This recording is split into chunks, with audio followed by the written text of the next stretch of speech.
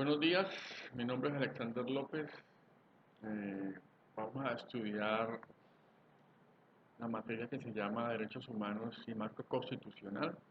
Es una materia que consta de 3 créditos, es decir, 144 horas, 48 conmigo y 96 de trabajo independiente. Significa que tenemos que vernos en 24 clases. Mientras pasa esta situación de la cuarentena, pues nos toca trabajar por este medio. La idea que tengo es que se vea el video, lean el plan de aula y a través del monitor me envían las dudas, me envían las preguntas y intentamos resolverlas. El monitor me va a enviar un listado de los que están en la escuela, los que tienen acceso a internet y los que tienen acceso solo a WhatsApp y los que están incomunicados, para plantear soluciones frente a las fechas del primer corte, sobre todo. Bueno, el temario, vamos a ver historia de los derechos humanos, es una historia general, es una historia muy sucinta. Esa es una materia específica que ven ustedes con la doctora Tania de manera puntual y a profundidad. Vamos a ver el derecho internacional público, principios, sujetos que regulan, cómo es su estructura, las principales teorías del derecho internacional público frente al derecho interno. Vamos a hacer énfasis en la dignidad humana, el concepto, y ahí terminan los temas del primer corte.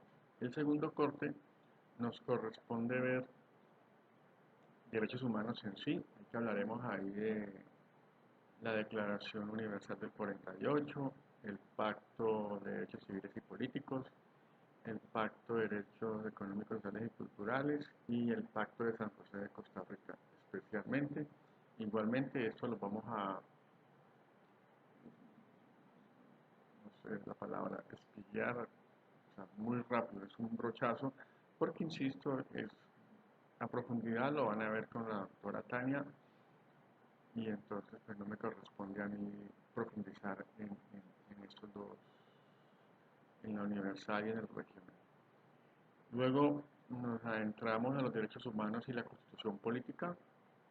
Intentaremos ver si hay diferencias, si no las hay, en qué consisten los derechos humanos y la constitución política. Y entramos luego a ver derechos humanos y derechos fundamentales constitucionales. Ahí finalizamos el segundo corte. Y el tercer corte son prácticas sobre lo aprendido. Es decir, el cómo aplicamos toda esa parte teórica que hemos visto durante el semestre. Bueno, entonces empezamos con la historia general de los derechos humanos. Se puede hablar que se remonta a unos hechos históricos, como es la toma o conquista de Babilonia por parte de Ciro el Grande, en donde él liberó a todos los esclavos de la ciudad. Entonces podemos decir y además dio libertad de cultos. Es que es un principio, porque solo hasta 1215 en el Reino Unido con la Carta Magna, el rey del Reino Unido, el rey de Inglaterra, le da derecho solamente a las personas eh, de la aristocracia, a las personas, a los caballeros del reino, ya que antes no los tenían.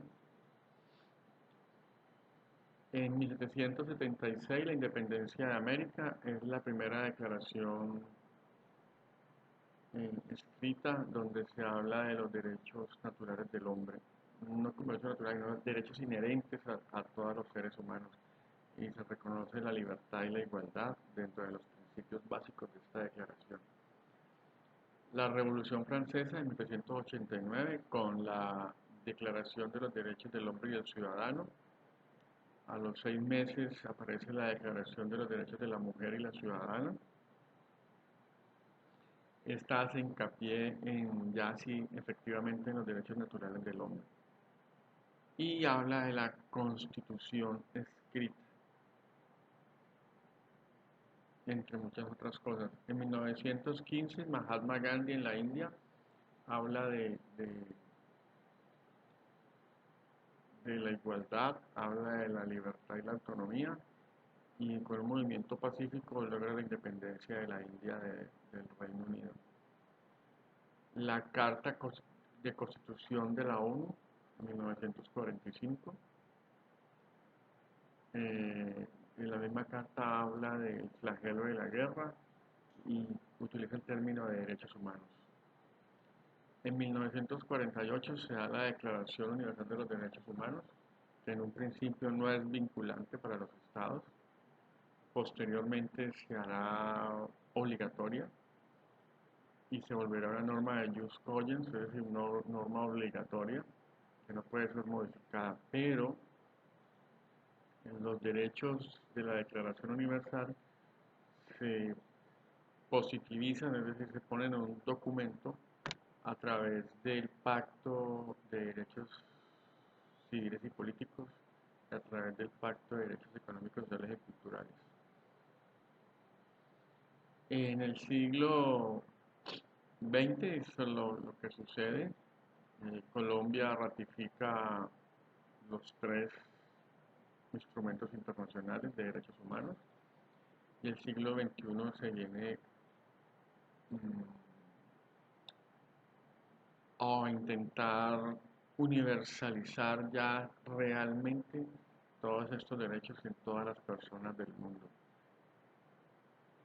Y ahí la discusión que siempre se ha planteado si los derechos humanos son universales o no son universales, pero pues no es un tema que nos corresponde a nosotros. Es muy importante dentro de esta historia sucinta hablar de la ONU. Esta Organización de Naciones Unidas u órgano supranacional no es el primero. Antes de la Segunda Guerra Mundial existió la Liga de Naciones y anteriormente hubo otras organizaciones, o por lo menos intentos de organizaciones mundiales, fracasaron, pero la ONU se ha mantenido, se ha sostenido, y la idea fundamental de la ONU es evitar la guerra y que haya una convivencia pacífica y que los problemas se solucionen de manera pacífica. Tiene varios, bueno, finalizada la Segunda Guerra Mundial, esta reunión se realizó en San Francisco. Continuaba la guerra en el Océano Pacífico por parte de Estados Unidos. En agosto termina la guerra de Estados Unidos con Japón, con las bombas de Hiroshima y Nagasaki. Posteriormente, en el año 48, ya les había mencionado la Declaración Universal, sin olvidarnos que el preámbulo, perdón, el artículo primero nos dice lo siguiente: la ignorancia y el desprecio de los derechos humanos han resultado en actos de barbarie ultrajantes para la conciencia de la humanidad, y la llegada de un mundo donde los seres humanos gocen de libertad de expresión y creencia y sean libres del miedo y la miseria. Se ha proclamado como una alta aspiración de la gente común. Todos los seres humanos nacen libres e iguales en dignidad y derechos. En dignidad y derechos. Entonces vamos a ver, o a reforzar lo que han estudiado con la doctora Tania, que el fundamento y el soporte de todos los derechos humanos, sin excepción, es la dignidad humana. Entonces, por eso, cuando ustedes vean el sílabo, van a encontrar que a la dignidad humana le dedicamos un poco de tiempo para que nos quede claro, para que nos quede sin duda alguna el concepto de dignidad humana y cómo lo aplicamos en el quehacer profesional de ustedes cuando sean suboficiales del Ejército de Colombia, que es la idea primordial de la materia. Que ustedes aprendan a utilizar los conceptos, la filosofía de los derechos humanos y la filosofía de la constitución política en su quehacer profesional y cotidiano. Hoy en día los pertenecen a la ONU, pertenecen a la ONU casi todos los países del mundo, excepto el Vaticano y tampoco está Palestina. Pero Palestina se tiene como invitado, es decir, tiene voz pero no tiene voto. Y el Vaticano igualmente no participa como un Estado, pero sí se reconoce a nivel internacional como un sujeto del derecho internacional público.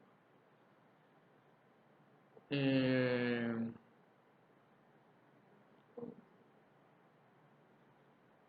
Básicamente esa es la introducción y la historia general de los derechos humanos. Obviamente en la guía eh, van a encontrar un poco más amplia esta historia, pero de manera clara y puntual lo que acabo de manifestarles es las diferentes etapas que han surgido y algo crucial que pasó en 1993 y que no puede pasar desapercibido para ustedes. A nosotros nos enseñaron que los derechos humanos se clasificaban en generaciones, primera generación, segunda generación, tercera generación, y algunas personas hablaron de la cuarta generación. Pues desde la Convención de Viena de 1993 se aclaró y se decidió que los derechos humanos no tienen clasificación, son uno solo, es decir, los derechos sociales y políticos sin los derechos sociales y culturales no son posibles, y los derechos sociales y culturales no son posibles sin los derechos civiles y políticos. Por lo tanto, son un solo paquete y por lo tanto no hay clasificación de generaciones. Y esto ha ayudado a desenredar la pita sobre esta cuestión. Ahora vamos a tocar el tema del derecho internacional público.